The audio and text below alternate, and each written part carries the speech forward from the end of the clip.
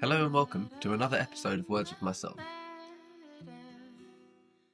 If you get punched in the arm really hard, you're going to notice. It's going to hurt. The effects of it are going to be really noticeable immediately. You're going to notice that there's pain in your arm, that it's gone red, maybe even bruising. However, if you were to get punched really lightly, so much that you barely even felt it, you probably wouldn't mind as much, and you wouldn't really notice any side effects from it. You wouldn't think, oh God, I'm taking damage to my arm, or that's really hurt, that's going to leave a mark.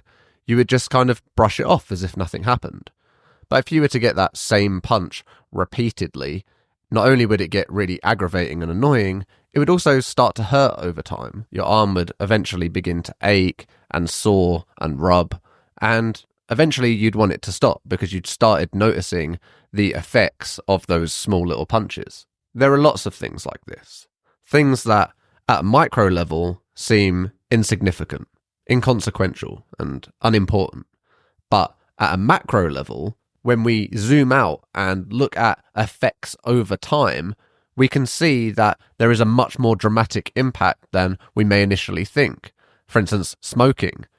If you smoke one cigarette, you might be unaffected and not think it's a bad thing. But a lifetime of smoking can cause serious damage. So we know that short-term damage, even if it's not obvious, can still be harmful. And one of the most overlooked ways that we harm ourselves every day, in a small way that is unnoticeable, but huge at a macro level, is the words that we use. We have known about the power of words for millennia, but recently the importance of words has been watered down. It's become something that we take quite lightly, and we don't put much thought or precision on the words that we use. But every single word is unique and has its own vibration. This vibration very much impacts our outer world. It doesn't just affect us, it carries out into the universe. We can see its effects by, there's a banana test where you say horrible words to a banana in one room, really lovely words to a banana in another room, and leave another banana alone in a different room. And when we see how they degrade, the one that gets shouted at and said horrible things to degrades really fast and becomes mouldy and inedible. The one that is left alone soon follows suit and becomes mouldy and inedible. But the one that was said nice things, the one that was praised, the one that had all of those positive vibrational words given to it, stayed healthier and riper for longer. And even without that, we know that everything is vibration, and we know that words are vibration.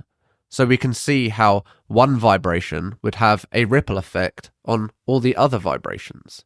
And that's why we can say certain words and feel an uplift. We say something like awesome or beautiful or amazing, and we can feel ourselves being lifted up. Whereas we can say something like terrible or depressing or horrific, and it pulls you down. There is this vibrational quality to the words that we use, and it is observable if you're willing to look. Because the truth of it is, every word that you use, all those sentences that you speak, are all spells. You are incanting, you are chanting, you are performing magic when you speak. Those words have a quality, a vibrational quality, and not all words are equal. Not all words will elevate you. Some words pull you down, as we've just evidenced. There is a reason why most slang, or the language of the lower class, is often negative. All of the words they use, even the positive ones, are negative forms of what they're saying. All these words that we associate with negative connotations, like wicked and bad, sick, shit, they're all negative words that are used in a positive light. But those words still carry their vibrational quality. They're still low vibrational words. And this is by design. Throughout history, education and language has been gatekept by the ruling class. They have wanted the peasants to use specific low-grade language and provide poor education to keep them poor. So they wanted them using impowerful words, words that didn't liberate them or excel them or bring them up, words that kept them down. And nothing has changed. If you look at royalty now, or the 1%, or the ruling class, they all speak very specifically, They all use certain words because they know the power behind these words. They are taught it. And they don't want you to know. They don't want you to be powerful and be able to be eloquent and verbose and be able to describe things very beautifully and be persuasive with your language. They don't want you to have any of that. They want to keep all of that power for themselves. But they don't do it by force. They don't take away your ability to learn. They simply make it so that everything that you see, all of the language that's used in movies and TV and radio songs, most of the things that you observe and the conversations that you will hear and the topics that are being discussed is low vibrational. And then when you're quoting those movie lines or you're singing those songs, you are repeating those spells.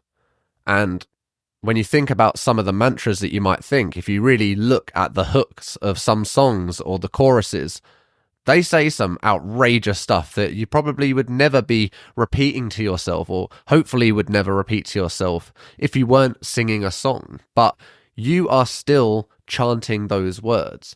And now we don't see them as important. But if you saw them as you should see them, as spells, as powerful language, that every word that leaves your mouth should be intentional. But instead, what we'll see is people going to concerts and singing along with choruses that are all talking about killing themselves. And that's common. That's something that's not even looked twice at, because our perception of the importance of words has become skewed. We have almost become sloppy and careless with what we say. We don't act with any kind of precision or choice. We just say things for the sake of saying things. We might make jokes about ourselves and call it banter, but really we're just saying horrible stuff to each other. It could be that when we are describing our dreams and aspirations and writing down our goals, we are inaccurate and unable to eloquently describe what we actually want to say. It works as a sort of devil's wishes type scenario where you're given wishes, but if you are not able to describe exactly and precisely what you want, then it won't come as you expect it or want it to come. It will come as you literally said it. So if you're going to ask for a load of cool shit, you better be prepared to receive a load of refrigerated turds. There is so much to say about the power of language. The negatives, the positives, how you can use it for your advantage and how it can be your disadvantage. But there's far too much to cover for one episode. But I want you to really think about the words that you use. I just want you to start off by analysing the words that you say. Take a back seat in your brain, and when you start to say things or you're having conversations, just think about what you're saying. Maybe just observe at the start. Just watch what you currently do and get a good feel for a baseline of the words that you're currently using. See how those words make you feel. See if you can notice whether they lift you up or you feel a bit brought down by them. See if they invoke any emotion or reaction. Maybe they make you anxious or fearful or angry. Maybe they make you happy and joyous and laugh. Look at the micro, look at each individual word, and look at the sentences and paragraphs as a whole. Analyze the timing and the reasoning behind those words. It may be that you're constantly saying sorry. That's a really common one where people will be apologizing for everything. It may be that you're constantly using negative words only when you're referring to yourself. There is so much to learn just through the words that you use. And in fact, when having a conversation with someone, you can often tell a considerable amount of information just by the way someone talks, just by how they reference things, how they explain or what viewpoint they take. I promise you that after doing this, after working with me on improving your language, on understanding the benefits and the power of language, you will understand exactly why this is so important. You will see how communication affects every single part of your life.